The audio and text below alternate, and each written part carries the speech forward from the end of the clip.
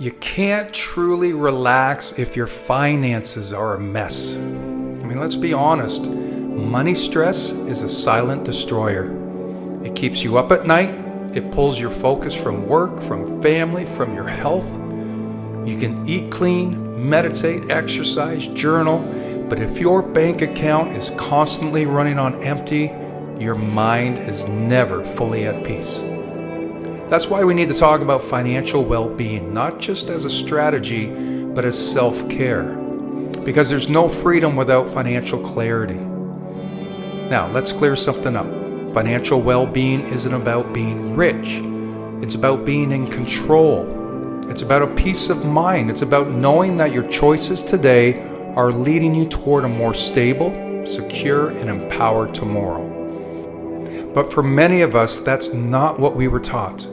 We were taught to spend what we earn. We were taught that debt is normal, that budgets are for people who are broke, that talking about money is awkward, and so we stay silent, even as the pressure builds.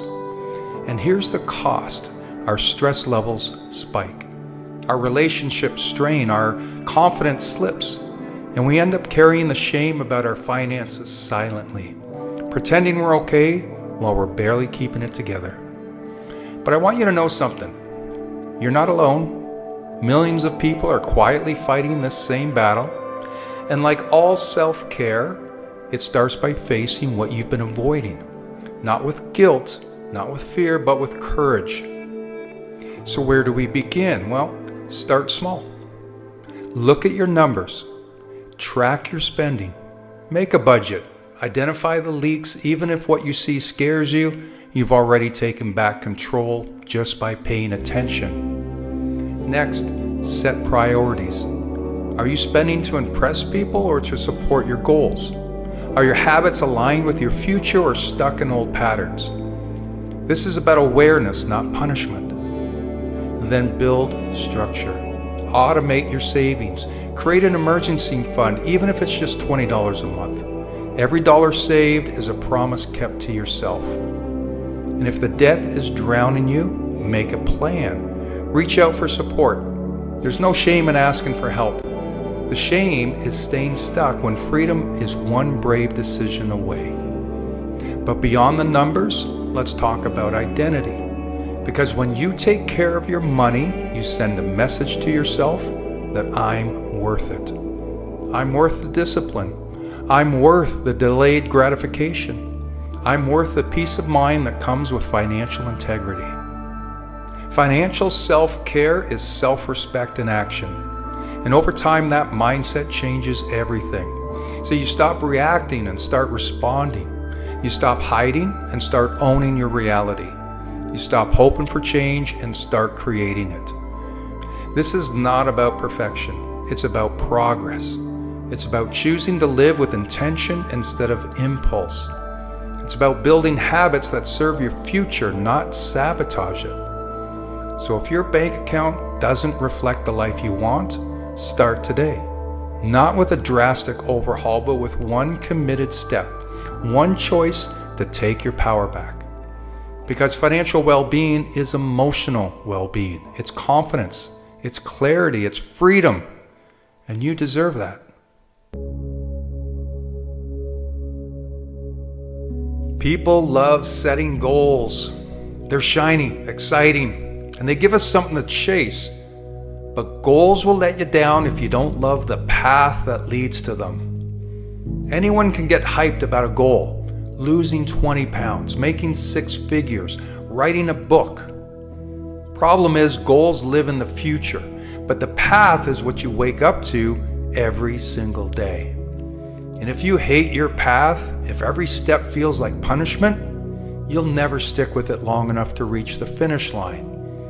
That's why discipline fades for so many people. They're chasing an outcome, but resenting the process. And when that feeling gets strong enough, they quit.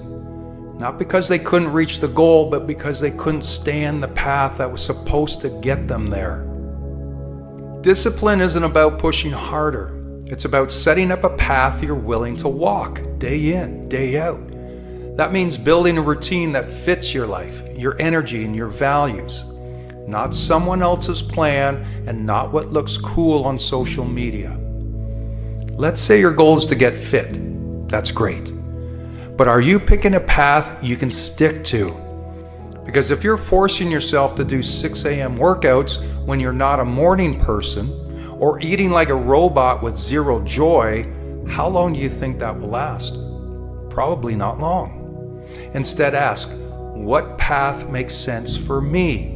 Maybe you love late night gym sessions. Maybe your version of eating clean still includes pizza once a week. That's okay. The best path is the one that you'll keep walking. Because the path isn't just the way to your goal, it becomes your life. If you want to write a book, don't fall in love with being an author, fall in love with writing every day. If you want to run a marathon, don't chase the finish line. Fall in love with lacing up your shoes, with the training, with the early mornings and sore legs. You don't need to be obsessed, but you do need to respect the process. You need to set up habits that align with your real life, not just your dream outcome. Here's something people forget. Goals give you the direction, but your path gives you momentum. And that momentum is what creates discipline. Because every small step reinforces your identity. When you walk your path consistently, you begin to say, this is who I am. This is what I do. And that identity shift is where real discipline comes from. Not from forcing yourself, but from seeing yourself as someone who follows through. You have to find joy in the process. When you learn to enjoy the path, even the hard parts, you stop waiting for the goal to make you feel good. You start to find the pride in your journey itself, and that's the game changer. Because now success isn't some faraway thing, it's something you get to feel today just by showing up. So if your discipline has been fading, maybe it's not that you're weak. Maybe it's that you've been focusing too much on the goal and not enough on the path. Step back and ask yourself, does this path support the life I want to live? Am I building something I can maintain? Can I enjoy the steps, not just the outcome? If the answer is no, then adjust the path. Don't throw away the vision, just change how you're walking toward it. Because lasting discipline doesn't come from chasing harder. It comes from walking your path one step at a time and trusting that every step matters. Not just because of where it's going, but because of who you're becoming along the way.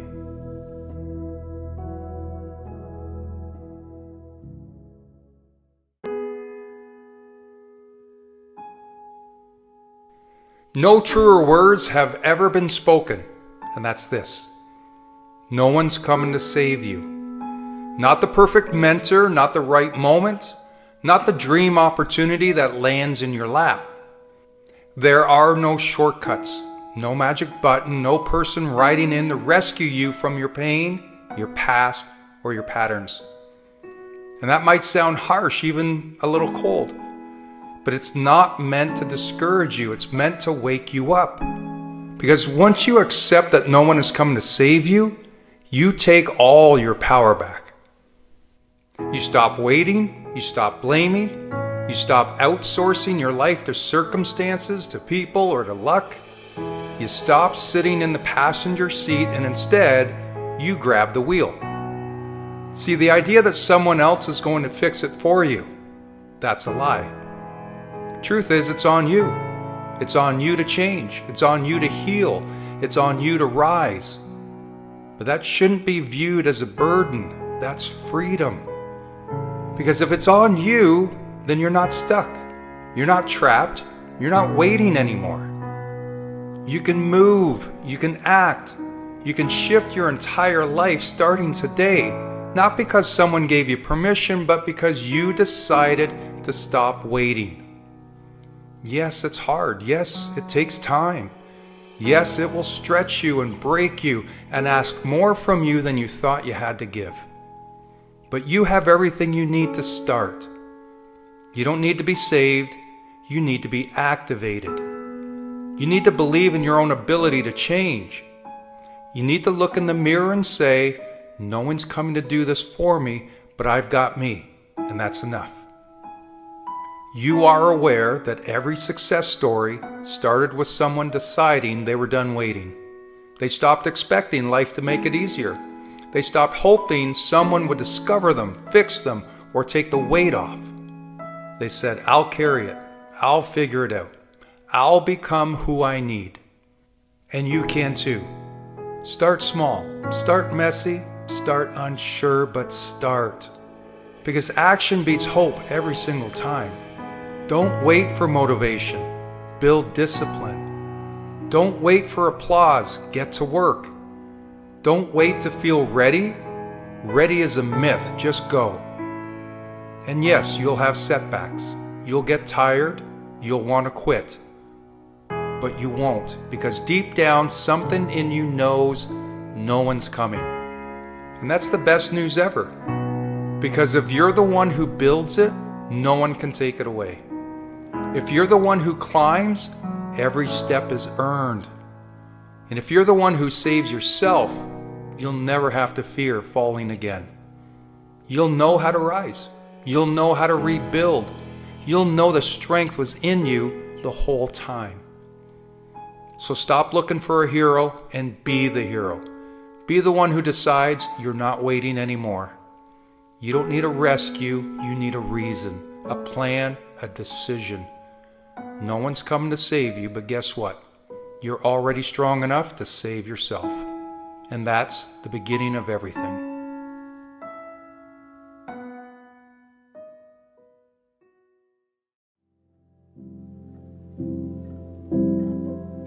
There will be moments in your life when you feel tired, mentally, physically, emotionally. And when that exhaustion hits, your mind starts to whisper, maybe this isn't worth it.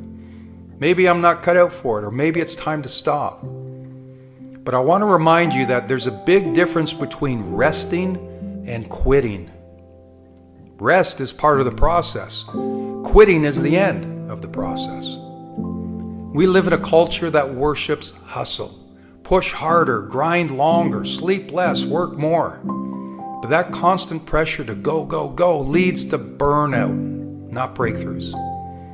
Sometimes the strongest thing you can do is pause. Rest doesn't make you weak, it makes you ready. There is wisdom in taking a breath, in stepping back, and giving yourself space to recover and refocus. Whether you're building a business, training for a goal, healing from a loss, or just trying to make it through the week, rest is necessary. It's not a sign that you're failing, it's a sign that you're human. The athletes who win championships, they don't train 24/7. Their bodies recover, they sleep, they eat well, they stretch. They rest because they understand that recovery is what allows for peak performance. But in life, people confuse fatigue with failure. They hit a wall and think it's over. Well, it's not over. You're just tired. So take a moment, breathe. Don't hang your head in defeat, because quitting is when you walk away from the dream. Resting is when you prepare to go again. There is no shame in slowing down. The only shame is in giving up on something that still matters to you. And I know what you might be thinking, but it's been so long, I haven't seen results yet, or it's not happening fast enough. Well, let me tell you, almost every worthwhile goal feels like that before the breakthrough. Every mountain looks highest right before the peak. Every person who's ever achieved something meaningful has had days when they doubted, when they stumbled, and when they needed to step away for a moment. But they didn't quit. They rested. Then they came back stronger. So ask yourself, are you actually done, or are you just tired? Because quitting is a permanent decision made in a temporary state. Rest, on the other hand, is a smart strategy. It allows you to come back with clarity, energy, and purpose. If you've lost your spark, don't panic. Doesn't mean it's over. Sometimes your light dims, not because it's gone, but because it needs time to be rekindled. So take a nap, go for a walk, journal, talk to someone, take a weekend off, unplug and reset. Do what you need to do. Then return to your vision with fresh eyes and a steady heart. You didn't come this far to walk away just because it got heavy. You're not weak for feeling overwhelmed. You're not broken because you need a break. You're human. And here's the most important part. When you come back, don't carry guilt for needing the rest. Don't waste energy beating yourself up. The comeback is always stronger when it's fueled by self-respect, not shame. You've got more in you. First, honor where you are. Look at how far you've come. You've accomplished so much. Now is not the time to walk away. Rest, recover, because the journey's not over, and neither are you.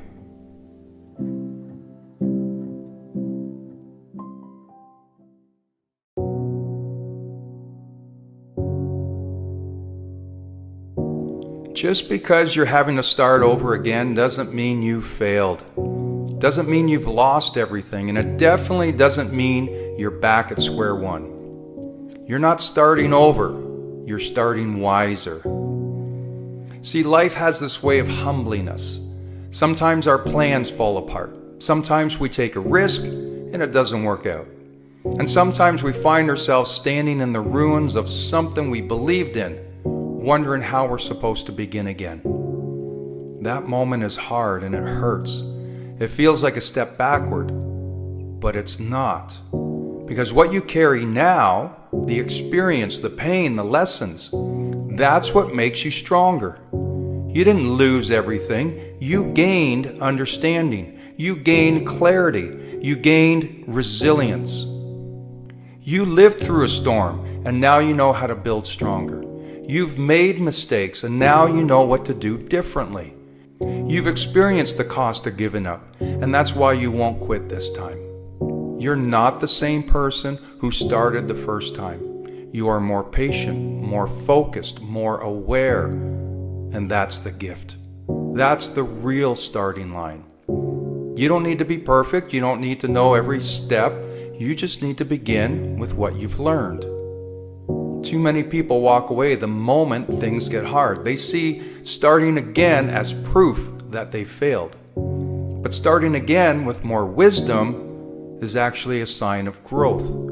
It means you've matured. It means you've taken the hit and you're still willing to try. That takes courage. That takes grit. This time, you're not moving in panic. You're moving with purpose. This time, you're not hoping it works. You're building it to work. This time, you're not in the dark. You've got a light from the path you've already walked. And yes, you might still feel fear. You might still have doubts. You might still hear that voice whispering, "What if it all goes wrong again?" But here's where the truth lies, is that fear is part of the process. It means you care. Don't wait for the fear to leave. Move with it. Walk through it. Because what's the alternative? Living stuck? Living in regret? Wishing you had tried again but never actually doing it? You don't need to have it all figured out. You just need to take one honest step, then another and another. This time, you'll work smarter.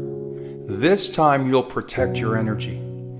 This time, you'll know what really matters, and you'll let go of what doesn't. Maybe you've had to let go of something big, a dream, a relationship, a version of yourself, and that hurts, but it also clears space for something better. This is your chance to rebuild, to move forward, to rise, and you get to do it with more strength, more clarity, and more fire than ever before. So don't be ashamed to start again. Be proud. Proud that you're still standing, proud that you haven't given up, and proud that you've decided your story isn't over yet.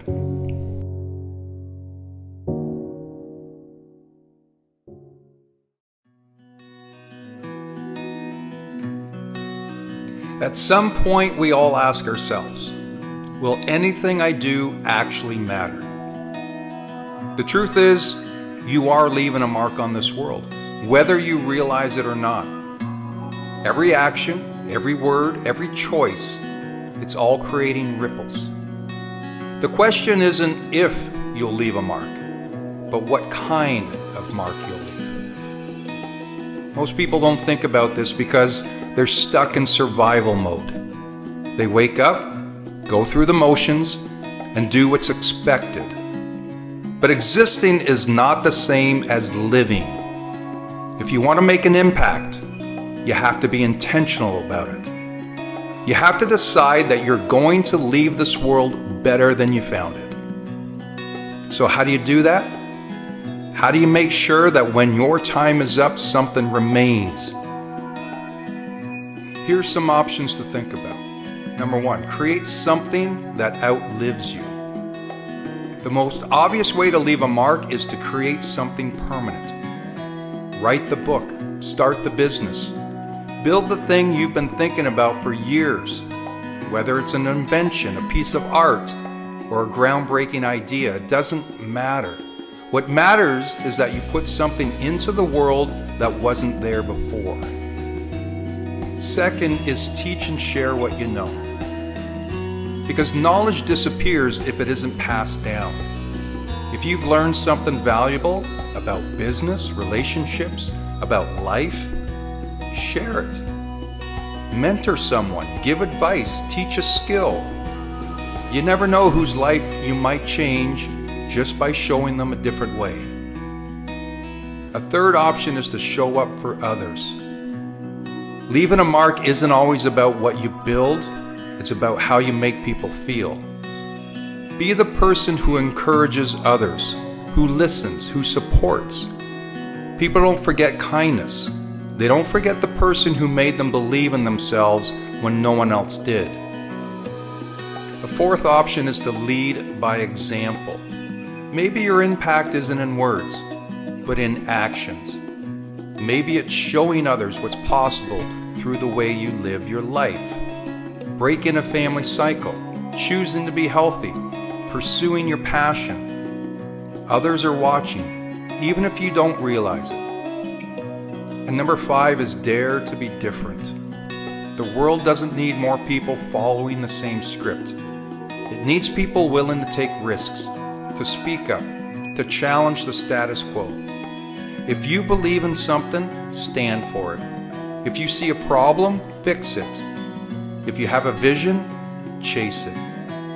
Most people play it safe, but the ones who leave a mark, they're the ones who refuse to blend in. At the end of the day, leaving a mark isn't about being famous. It's not about being remembered by millions. It's about making a difference in the places you can, in the lives of the people around you.